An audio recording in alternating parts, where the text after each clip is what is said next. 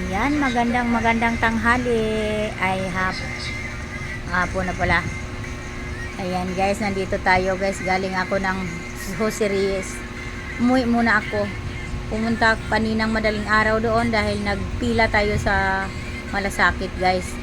Kaso lang hinanapan ng ID. Di umuwi naman ako dito Santa Cruz groceries to Valenzuela. Tapos mali yung pangalan naman nila doon sa uwi na naman ako ngayon, pangalawang uwi na. Ano tawag ito? Guha na naman ng birth certificate para maitama yung pangalan. May pasa nga ako guys, ayan kita niya parang blue konti. Ayan maga nga Pag hinto ng kotse sa tabi namin, siyang paparating naman. Nag-move it na lang ako. Ay, joyride pala. Nag-joyride para madali. Tapos, biglang bumukas yung pintuan ng kotse. Sapol ako. Sapol. Kaya ngayon ko naramdaman yung sakit. Ito nga Ito yung to. Yan. Na-block na kaagad na-block yan, nakita niya yan guys, black. Ay nako, hindi na ako nag-aano kasi pakiramdam ko kanina okay lang naman, wala namang hindi pa masakit. Hindi yan sumakit dahil bigla yun bigla. Hindi naman kami natumba saka yung joyride. Tapos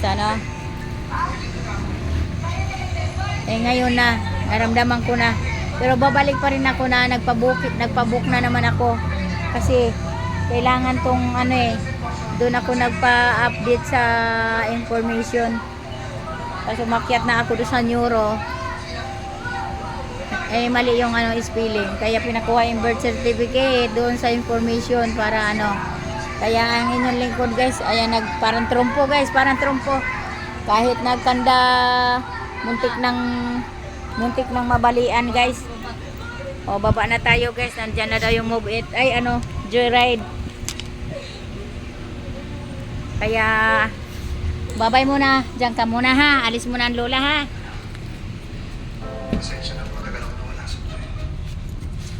Alis muna. Alis na naman tayo guys. Hanggang alas 2 pa naman yun doon. Kausap ko yung doon sa EEG. Yung magbigay sa akin ng charge slip. Ba yun, nahihirapan ang lula yan, kaya hintayin daw niya ako. Ayan guys, thank you guys. Nandyan na si Joyride.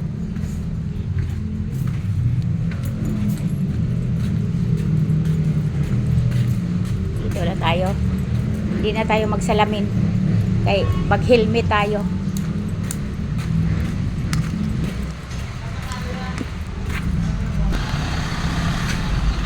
Saan na kaya yon?